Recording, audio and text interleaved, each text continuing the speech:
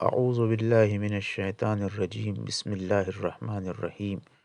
نہج البلاغہ، خطبہ نمبر 122۔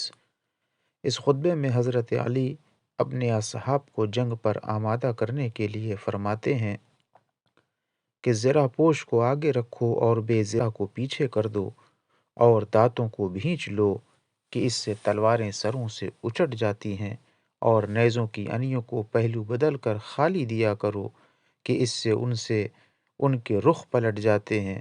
آنکھیں جھکائے رکھو کہ اس سے حوصلہ مضبوط رہتا ہے اور دل ٹھہرے رہتے ہیں، اور آوازوں کو بلند نہ کرو کہ اس سے بزدلی دور رہتی ہے، اور اپنا جھنڈا سر نگو نہ ہونے دو اور نہ اسے اکیلا چھوڑو۔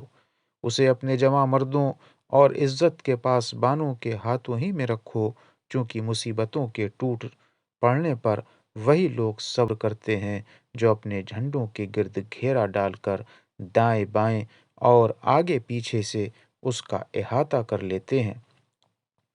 وہ پیچھے نہیں ہٹتے کہ اسے دشمنوں کے ہاتھوں میں سونپ دیں، اور نہ آگے بڑھ جاتے ہیں کہ اسے اکیلا چھوڑ دیں۔ ہر شخص اپنے مد مقابل سے خود نپٹنے اور دل و جان سے اپنے بھائی کی مدد کرے، اور اپنے حریف کو کسی اور بھائی کے حوالے نہ کرے۔ یہ اور اس کا حریف ایکا کر کے اس پر ٹوٹ پڑیں۔ خدا کی قسم، تم اگر دنیا کی تلوار سے بھاگے تو آخرت کی تلوار سے نہیں بچ سکتے۔ تم تو عرب کے جوان مرد اور سر بلند لوگ ہو۔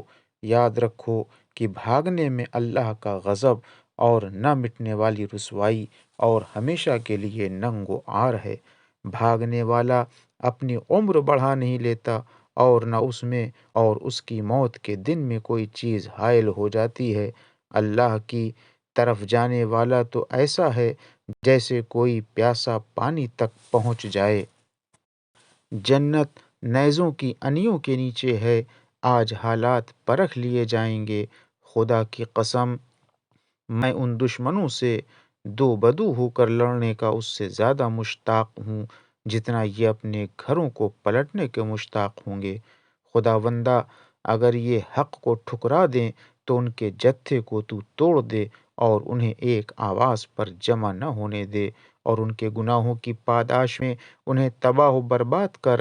یہ اپنے موقف شر و فساد سے اس وقت تک ہٹنے والے نہیں جب تک کہ تابڑ توڑ نیزوں کے ایسے وار نہ ہوں کہ جس سے زخموں کے منہ اس طرح کھل جائیں کہ ہوا کے جھونکے گزر سکیں، اور تلواروں کی ایسی چوٹیں نہ پڑیں جو سروں کو شگافتہ کر دیں اور ہڈیوں کے پراخچے اڑا دیں، اور بازوؤں اور قدموں کو توڑ کر پھینک دیں، اور پے در پے لشکروں کا نشانہ نہ بنائے جائیں، اور ایسی فوجیں ان پر ٹوٹ نہ پڑیں کہ جن کے پیچھے کمک کے لیے اور شہ سواروں کے دستے ہوں، اور جب تک کہ ان کے شہروں پر یکے بعد دیگرے فوجوں کی چڑھائی نہ ہو، یہاں تک کہ گھوڑے ان کی زمینوں کو آخر تک روند ڈالیں اور ان کے سبزہ زاروں اور چراگاہوں کو پامال کر دیں۔